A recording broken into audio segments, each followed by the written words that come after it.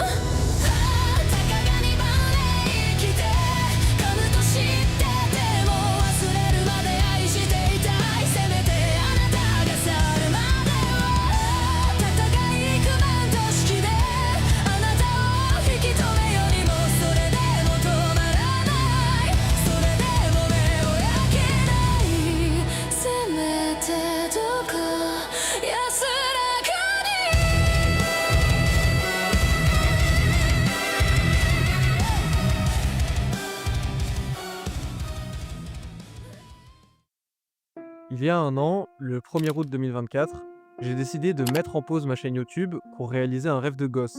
Créer un jeu vidéo dans un univers unique, en rivalisant seul face aux grands studios existants. Et essayer d'en faire la meilleure licence indépendante du monde. Oui, oui, rien que ça. Au final, le projet a duré plus longtemps que prévu, mais mon jeu, intitulé World Without, sortira dans les prochains jours sur Epic Games et Steam.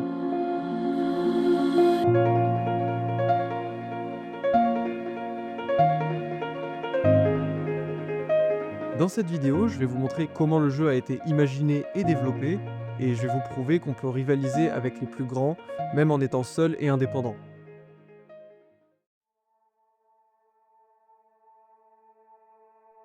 J'ai choisi comme moteur de jeu Unreal Engine 5, connu pour avoir produit de nombreux jeux à succès, et je pars avec un budget de 1000 euros, pour notamment acheter des modèles 3D, des effets visuels et payer des doubleurs sur Fiverr.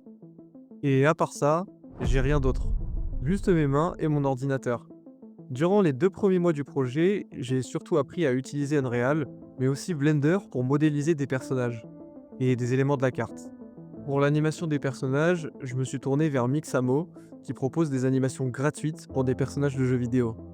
Et voilà, on peut entrer dans notre univers.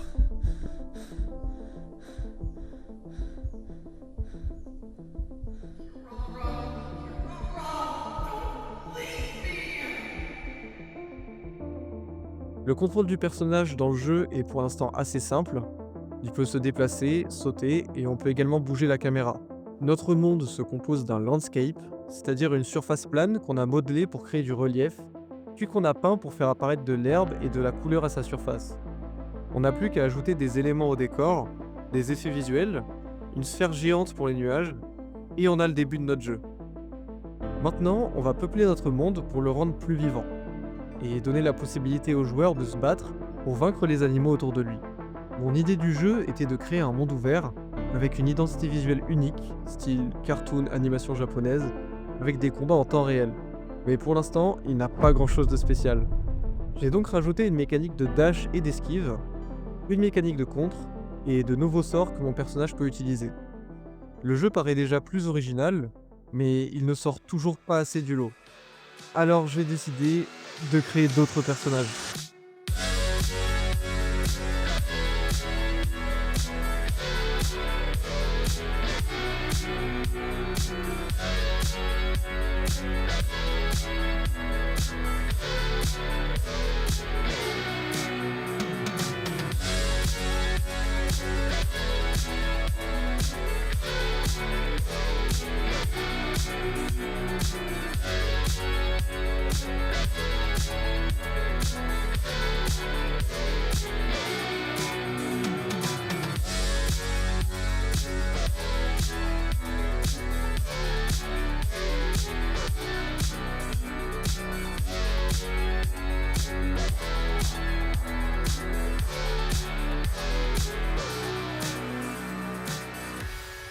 Ah, dites-vous que ça, c'est même pas 1% du taf que j'ai mis dans le jeu.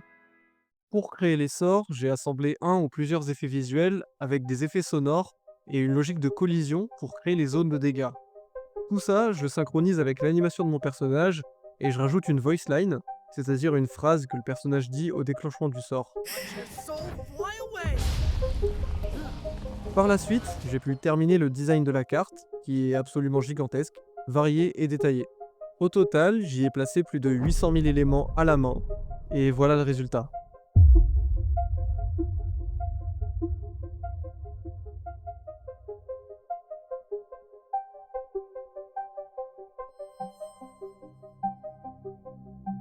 Évidemment, vous vous doutez qu'aucun ordinateur ne peut charger 800 000 éléments en même temps, chose à laquelle je n'avais pas pensé et qui a donné lieu à beaucoup de problèmes plus tard.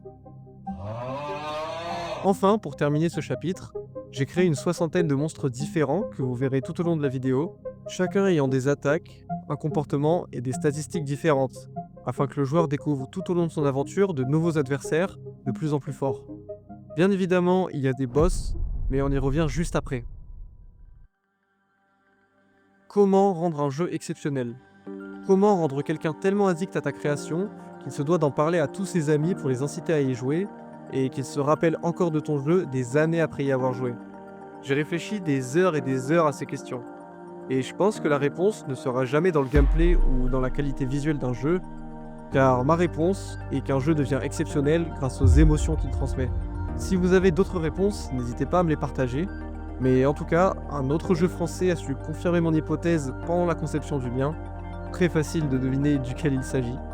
Comment ai-je donc choisi de transmettre des émotions à travers mon jeu? Vous l'avez sûrement deviné, c'est à travers une histoire, des cinématiques, des boss épiques et des personnages attachants ou détestables. Alors j'ai sorti mon livre de cinéma, j'ai préparé de nouveaux modèles 3D de protagonistes et de boss, et j'ai créé une nouvelle histoire. Celle d'un héros amnésique prenant les armes pour affronter les ennemis les plus impitoyables du continent. Watch your soul fly away! Rune of Light! Obliterate! Sink into the abyss!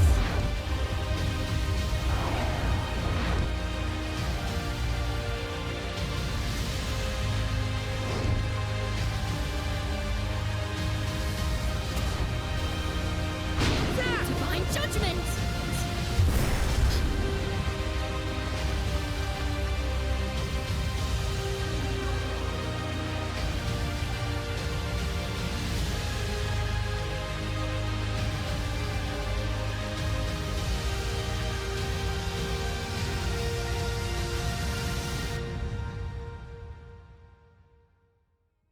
Côté technique, les cinématiques sont faites directement sur Unreal. Ça permet de les déclencher à des moments opportuns du jeu et d'avoir une réelle immersion dans l'histoire. L'animation de la caméra et des personnages repose sur un système de points clés qui me permet de choisir à différents instants où mon personnage doit être, et Unreal s'occupe de relier les différentes positions enregistrées, ce qui crée du mouvement dans la cinématique. Plus qu'à rajouter du doublage et des déclenchements d'effets visuels, et on obtient ça. Watch your soul fly away!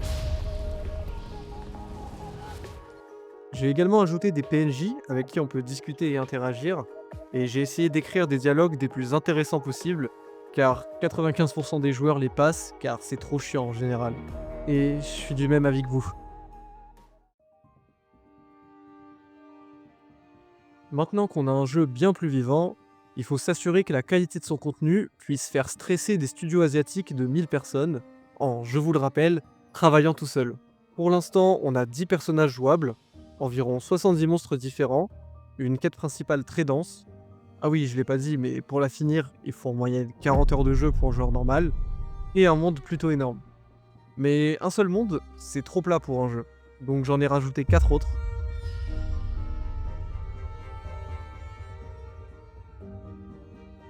Vous l'avez peut-être remarqué, mais le personnage est plutôt lent à parcourir la carte. On lui donne donc un petit cheval, customisable évidemment, et dans mon entrain de création de monture, je lui donne aussi la possibilité de chevaucher des dragons qui peuvent à la fois marcher, courir, sauter, voler, et même se battre contre les différents monstres du jeu.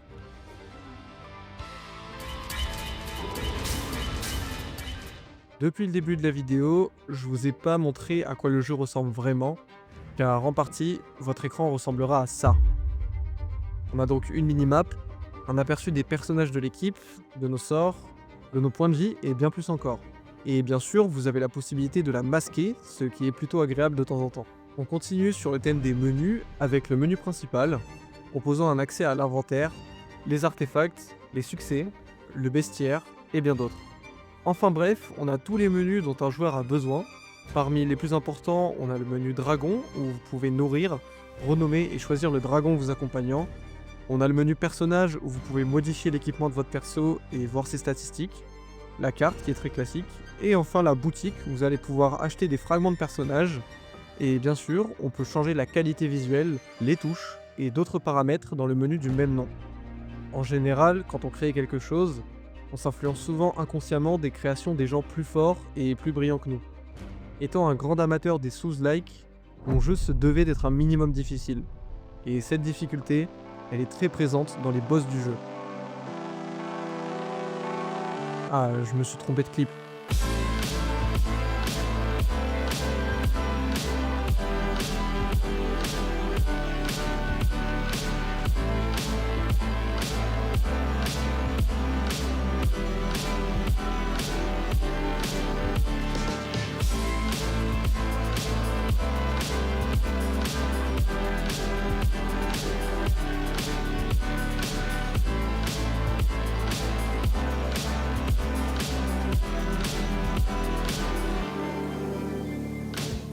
Le jeu contient 14 boss différents, possédant tous des mécaniques exigeantes et demande une obligation de maîtriser les esquives, les contres, mais aussi de bien équiper ses personnages et savoir les jouer.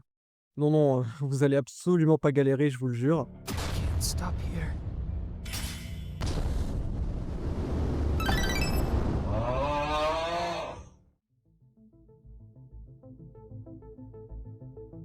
Derrière tout bon jeu se trouve souvent un ou plusieurs développeurs dévoués, un bon budget, de grandes idées et des centaines de bugs. Oui, oui, des centaines, et certains d'entre eux ont bien failli me faire abandonner plusieurs fois. On commence par le problème du caillou. Vous voyez ces deux rochers à l'écran? Arrivez-vous à voir à l'œil en quoi ils sont différents? Probablement pas. En fait, le rocher de gauche est composé de plus d'1 million de faces pour être modélisé, tandis que le rocher de droite n'est composé que de 1000 faces. Les modèles 3D marchent comme ça. Ce sont des centaines, voire milliers de faces assemblées pour créer une forme, sur laquelle on va coller une texture en surface, c'est-à-dire une image, afin de lui donner une couleur. Sur Unreal, on peut également lui appliquer un matériau afin de gérer ses réflexions, c'est-à-dire la réaction du modèle à l'exposition de la lumière. Mais où est le bug dans cette histoire? Alors voici deux clips de mon même jeu. Vous voyez une différence ici? Elle est plutôt évidente, ce sont les FPS qui diffèrent. Dans un jeu vidéo en 3D, il y a 3 éléments qui influencent grandement les FPS. L'algorithme du jeu, globalement s'il est bien codé ou non, la quantité de faces présentes et la taille des textures qu'on leur applique. Un caillou à 1 million de faces va être bien plus gourmand en ressources qu'un autre à 1000 faces. Et des images de taille 10 000 x 10 000 pixels sont bien plus gourmandes que des images de taille 1000 x 1000 pixels. Vous vous souvenez de mes 800 000 éléments présents sur la carte? Eh bien, même en les chargeant localement, c'est-à-dire en ne chargeant que les modèles proches du joueur, le jeu ne tournait qu'à 10 images par seconde maximum. Il m'a fallu configurer les LOD, alias Level of Details, permettant de réduire la quantité de faces d'un modèle quand on s'éloigne de ce dernier, tout en préservant au maximum sa qualité. Résultat, on passe à 60 FPS facile, et la qualité visuelle n'est pas impactée. Il m'a fallu également lisser certains algorithmes terriblement mal codés, réduire le nombre d'entités actives maximum autour du joueur, et réduire la taille des textures sans pour autant impacter la beauté du jeu. Bien sûr, vous voulez voir les bugs les plus marrants qui m'ont rendu complètement fou. On commence doucement avec le personnage qui reste en T-pose constamment, puis avec les mobs qui deviennent complètement fous. Je traverse le sol, la musique se met à vriller, la map se vide toute seule, ou encore une cinématique se lance à un moment complètement random pendant qu'on joue. Tout ça, c'est à peine 1/20 des horreurs que j'ai eu à corriger, et après 2 mois consacrés uniquement au débugage, j'ai pu réparer tous les bugs que j'ai rencontrés. Et croyez-moi, 2 mois à faire uniquement ça, c'est extrêmement long.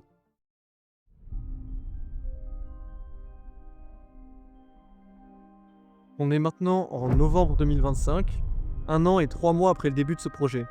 Ça fait une sacrée période de sacrifié pour ma part. où je n'ai pas pu faire un seul autre projet. Est-ce que je regrette ce sacrifice? Absolument pas, car le résultat est là. Je peux sereinement dire que j'ai créé la meilleure licence indépendante du monde pour l'instant, du moins à mes yeux. Si vous connaissez un autre jeu indépendant fait par uniquement une seule personne et qui semble meilleur que mon jeu, n'hésitez pas à me le dire en commentaire, j'espère que vous n'en trouverez aucun. J'en profite pour vous dire qu'aucun code, ni même image ou même modèle 3D du jeu n'a été généré par IA. J'ai tout créé moi-même, mis à part certains modèles que j'ai achetés. Dans une ère où l'ordinateur nous surpasse dans de plus en plus de domaines, ce jeu c'est une preuve que l'imagination et la créativité des humains est loin de se faire dépasser. Et ne devrait d'ailleurs jamais l'être, car c'est probablement notre don le plus précieux. Ce jeu c'est aussi une preuve que l'humain est capable de beaucoup de choses quand il est suffisamment dédié à ce qu'il fait, car je vous l'ai pas dit, mais durant ces 400 derniers jours, je tournais autour des 4 à 6 heures de travail quotidiennement. Après, je sais pas si on peut réellement parler de travail, car c'était 100% du plaisir pour moi. J'imagine que certains d'entre vous ont envie de créer leur propre jeu après avoir vu cette vidéo. Si c'est le cas, n'hésitez pas à me contacter. Il y a mon Discord et mon email dans la description, et ça me ferait vraiment plaisir de vous aider.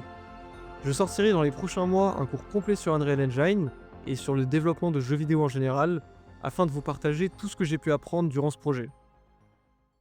Et voilà, c'est tout pour cette vidéo. J'espère qu'elle vous aura plu. On se retrouve très bientôt pour de nouveaux projets qui mélangeront de nouveaux univers avec le thème principal de cette chaîne, l'intelligence artificielle. Et je pense que ça va vous plaire. I may be crazy enough to break myself.